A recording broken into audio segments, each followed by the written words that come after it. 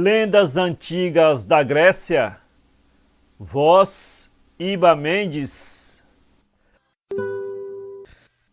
A lenda de Narciso. Corre acerca desse nome uma lenda muito interessante.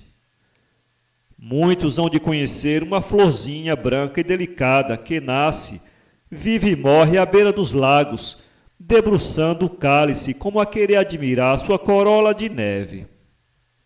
Conta-se que há muito tempo, vivia um jovem pastor de nome Narciso.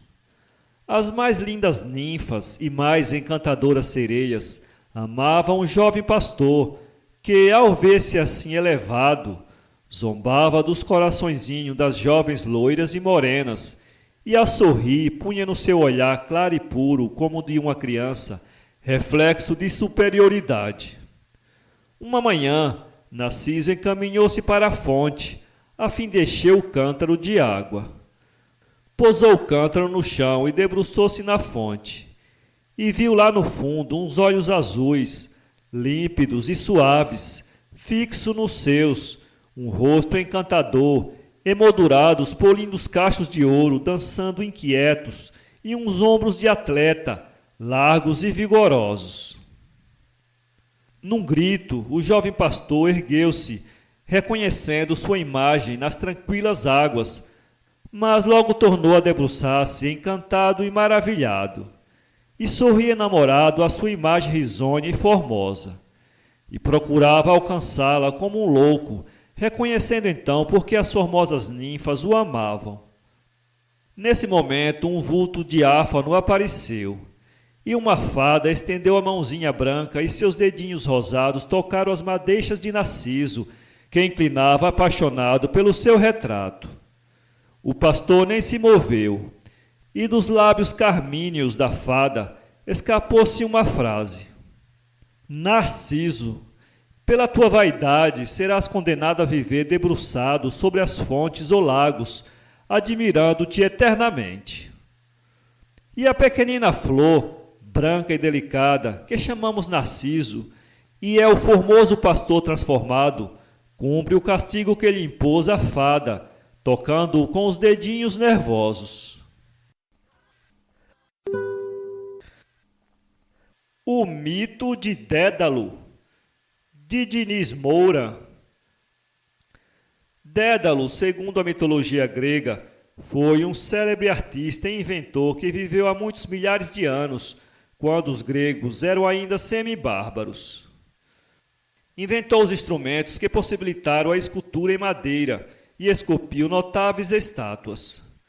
Dizem até que as estátuas, dotadas de engenhosos inventos seus, eram capazes de falar.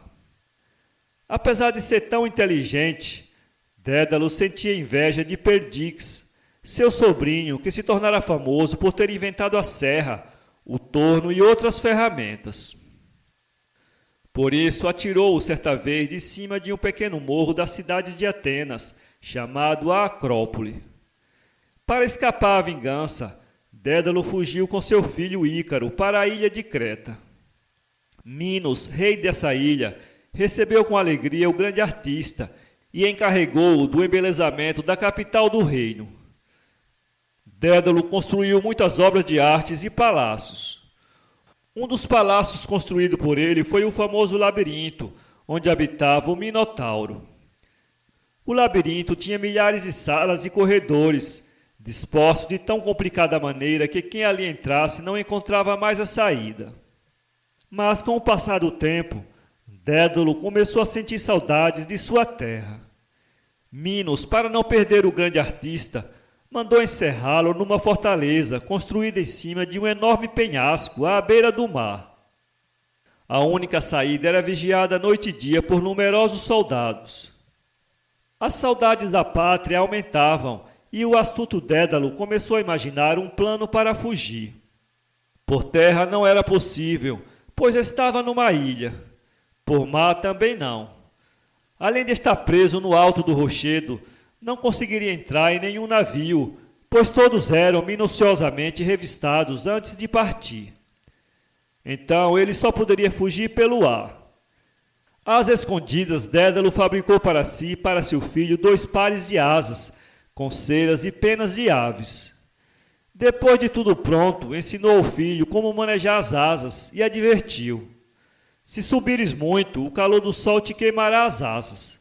Se voares muito baixo, a umidade do mar as tornará pesadas. Amarrou as asas às suas costas e as do filho, despediu-se dele. Subiram ambos a muralha da fortaleza e saíram voando. Ícaro, porém, maravilhado com o voo, esqueceu-se das advertências do pai e começou a subir cada vez mais. Aproximou-se tanto do sol que o calor começou a derreter a cera e a desfazer as asas. Em vão, Ícaro batia os braços e gritava por seu pai. Quando Dédalo sentiu a falta do filho, procurou-o, chamando-o desesperadamente. Mas em vão. Viu depois flutuando no mar as penas e na praia já morto o imprudente jovem. Sentindo dolorosamente a perda do filho, Dédalo continuou a viagem até chegar à terra do rei Cócalos, que o recebeu com grande alegria, pois conhecia os méritos do artista. Pouco tempo depois surgiu poderosa armada comandada pelo rei Minos, que queria levar Dédalo à força.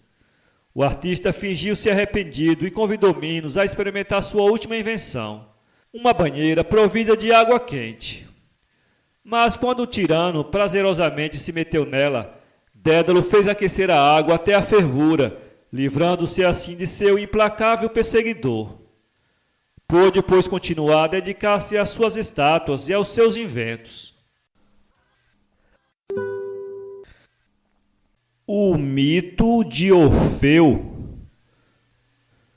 Orfeu foi um poeta e músico da Trácia, filho do rei Eágoro, ou como querem outros, de Apolo e da ninfa Calíope, musa da poesia heróica. Devido ao seu estilo e à sua inspiração artística, Orfeu fascinava com seu canto até mesmo os animais, as plantas e as pedras.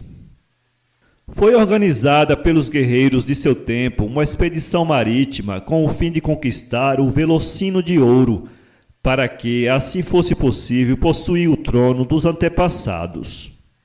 Jasão foi o chefe desse empreendimento, que tomou o nome de Expedição dos Argonautas, por se chamar Argo, o navio que levou os heróis. Orfeu foi um dos membros da expedição. Na sua ausência, sua esposa Eurídice foi picada por uma serpente ao fugir de Aristeu, que a perseguia. Eurídice morreu dessa picada. Orfeu, ficando a par do acontecimento, revoltou-se e foi reclamar a vida de sua esposa ao rei dos infernos. Plutão, rei dos infernos, devolveu-lhe Eurídice, mas com uma condição: que Orfeu não olhasse mais para ela. No momento, porém, em que chegavam à terra, Orfeu, que caminhava à frente, voltou-se para Eurídice, que vinha caminhando logo atrás. No mesmo instante, sua esposa foi-lhe arrebatada. Orfeu, triste com sua sorte, passou a desprezar todas as mulheres, e por este motivo as bacantes, sob ordem de Zeus, o esquartejaram, lançando os restos do seu corpo nas margens do Ebro. Sua cabeça e sua lira, levadas pela correnteza, foram ter às margens de Lesbo, onde as recolheram. O mito de Teseu. A lenda de Teseu aproxima-se da de Hércules, com a única diferença de que Hércules foi o herói nacional de toda a Grécia e Teseu o herói particular da Ática. Era filho de Egeu, rei de Atenas, e de Etra, filha de Piteu, rei de Trezena. Teseu distinguiu-se sobretudo por sua força e sua bravura. Era muito criança ainda quando, voltando um dia para sua casa, avistou uma pele de leão que Hércules havia deixado e, julgando que se tratasse de uma fera viva, lançou-se de machado em punho contra ela. Quando chegou à idade adulta, correu em busca dos perigos e afrontou todas as situações, por mais arriscadas que fossem. Entre os fatos mais notáveis que levou a cabo, conta-se o combate com o Minotauro. Naquela época, Minos, rei de Creta, para vingar a morte de seu filho, exigira dos atenienses que lhe entregasse anualmente 7 jovens. Essas vítimas eram destinadas ao Minotauro, monstro que habitava em um inextricável edifício construído por Dédalo e que se chamava o Labirinto. Decidido a livrar sua pátria de um tributo humilhante, Teseu fez-se enviar por Atenas como uma das vítimas. Chegando a Creta, teve a felicidade de ser amado por Ariadna, filha de Minos, que lhe ensinou a forma de se livrar do monstro e, ao mesmo tempo, o presenteou com um novelo de linha para guiá-lo através do labirinto. Graças a esse auxílio de Ariadna, Teseu matou Minotauro com uma barra de ferro e, feito isso, uniu-se com sua libertadora e voltou triunfante a Atenas. Teseu teve, porém, a desgraça de atrair a inimizade de Plutão, que o condenou a viver sentado nos infernos eternamente. E se não fosse o auxílio de Hércules, que o libertou, ele teria ficado ali para sempre. Prometeu e Pandora. Segundo os gregos antigos, Prometeu foi um titã muito estimado pelos deuses. Dotado de muita inteligência e habilidade, fabricou com barro uma estátua, tendo como modelo os deuses. Tirou de diversos animais suas qualidades e defeitos e deu-os à imagem para que ela tivesse vida. E assim, segundo esta lenda, surgiu o primeiro homem. Prometeu orgulhava-se muito de sua obra. Cedo, porém, começaram as divergências entre os deuses e os homens, e Prometeu, como era natural, tomou o partido destes. Para vingar-se de uma peça que Prometeu lhe havia pregado, Zeus, Deus dos deuses, roubou aos homens o fogo que o Titã lhes havia dado. Isso causou grande desolação entre os homens, pois sem o fogo poucos trabalhos eles podiam fazer. Mas Prometeu, enganando mais uma vez Zeus, conseguiu roubar do Olimpo uma faísca de fogo e a levou aos homens. Mais furioso ainda ficou o Deus dos deuses e jurou vingar-se de Prometeu e dos homens, a quem daria um presente funesto. Ordenou a Vulcano, o deus ferreiro, que fizesse com barro a primeira mulher. Cada deus do Olimpo deu-lhe um atributo. Ateneia deu-lhe a graciosidade. Hermes ensinou-a a dissimular, etc. Deram-lhe o nome de Pandora, que significa todos os deuses fizeram este dom. Depois de pronta, Zeus mandou que o deus Hermes a fosse dar de presente a Epimeteu, irmão de Prometeu. Maravilhado com a beleza da nova criatura, Epimeteu esqueceu-se da advertência do irmão para que não aceitasse nenhum presente enviado por Zeus, e ficou com ela, com quem se casou. Pandora tinha recebido dos deuses um vaso misterioso, com a recomendação de não o abrir. Mas ela, com a curiosidade que depois se tornou proverbial em todas as suas descendentes, não resistiu à tentação de verificar o que havia no vaso. Mal abriu a tampa, saíram de dentro dele todos os males que desde então afligem a humanidade: as doenças, o ódio, a inveja, etc. Pandora procurou fechar o vaso imediatamente, mas quando o conseguiu, só restava dentro a esperança, que até hoje ainda lá se encontra, dizem os gregos. Esse foi o castigo dado por Zeus à humanidade. Quanto a Prometeu, foi mandado acorrentar à montanha do Cáucaso, onde uma águia vinha todos os dias devorar-lhe o fígado, que durante a noite renascia sempre, para que o suplício se renovasse diariamente, durante milhares de anos. Assim viveu muitos anos o seu suplício, o pobre Prometeu, esquecido de todos. Mas esse castigo teria fim. Hércules, um valentão daqueles tempos, resolveu libertar o Titã. Subiu à montanha do Cáucaso, matou a águia e arrebentou as correntes que prendiam Prometeu. Para não descontentar a Zeus, o Titã passou a usar desde então, preso na cadeia que trazia numa perna, um pedaço de rochedo em que estivera preso. Assim, ele, embora libertado, permanecia sempre preso ao Cáucaso. Em virtude de haver prestado um favor a Deus, o Deus dos deuses reconciliou-se com o Titã, que passou novamente a gozar da estima dos habitantes do Olimpo. Morte de Acrísio, de Mendonça Castro. Era uma vez dois príncipes, dois irmãos gêmeos, Acrísio e Proetos, que moravam num vale de Argos, na antiga Hélada. Muito ambiciosos, cada um queria herdar mais do que o outro. Acabaram brigando e Acrísio expulsou Proetos. Proetos meteu-se de mar adentro e foi buscar os Cíclopes, guerreiros estrangeiros que expulsaram Acrísio. Um dia a briga entre irmãos acabou-se. O reino foi dividido.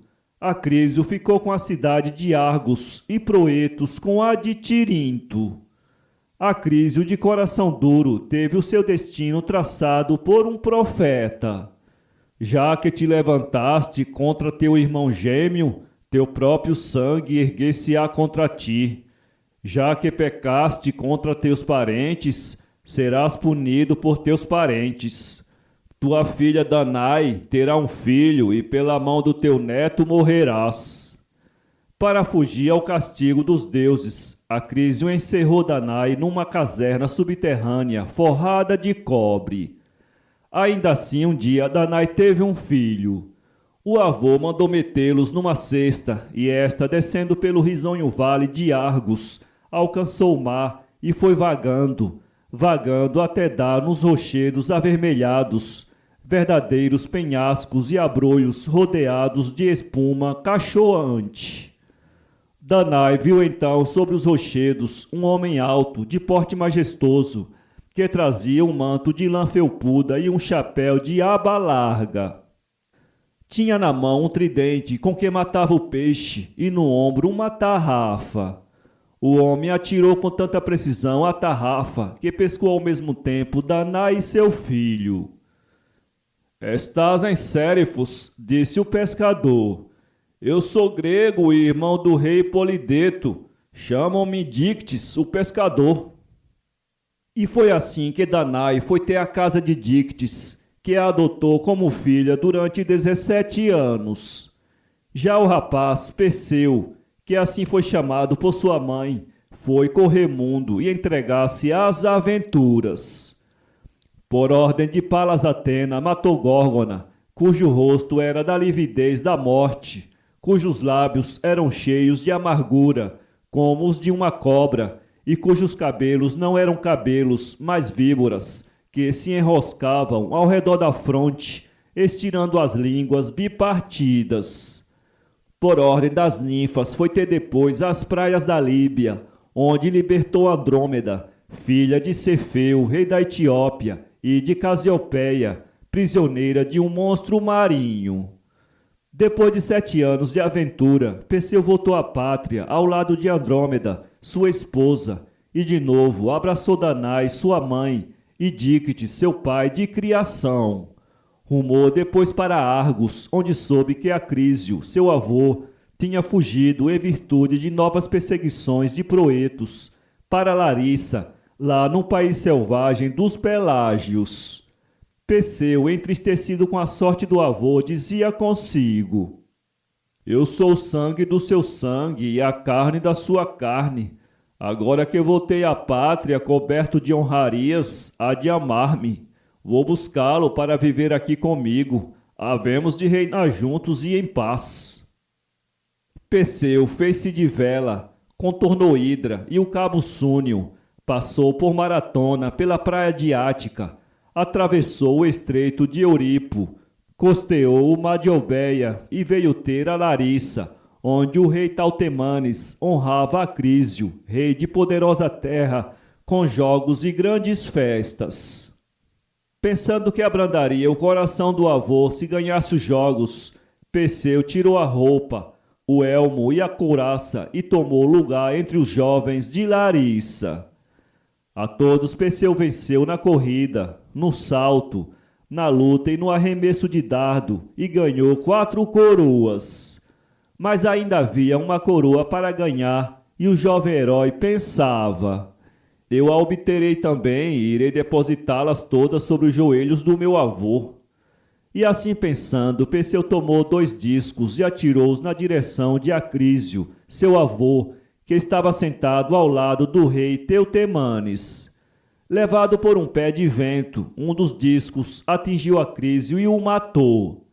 Perseu rasgou as vestes, cobriu a cabeça com terra, chorou muito e bradou: os deuses dizem a verdade, o que eles determinam tem de acontecer. Sou Perseu, o matador de Górgona, o neto deste velho que acaba de morrer. O povo queimou em pira acesa o corpo de Acrísio e perdoou Perseu. Este voltou a Argos e reinou longo tempo ao lado de Andrômeda. Quando morreram, dizem os textos gregos, Palas Atena, Cefeu e Casopeia levaram-nos para o firmamento. É por isso que nas noites escuras vemos Cefeu brilhando com a sua majestosa coroa e Casiopeia no seu carro de marfim, traçando os cabelos semeados de estrelas. Perseu tem na mão a cabeça de Górgona e ao lado dele figura Andrômeda, com os alvos braços estendidos para os céus, na mesma posição em que Perseu a viu, acorrentada ao rochedo, à espera do monstro marinho. Brilham a noite inteira como um farol para iluminar e guiar os marinheiros que vagam pelo mar, mas durante o dia banqueteiam-se com os deuses nos picos azuis e serenos do Olimpo. Para ler esse livro, acesse www.poeteiro.com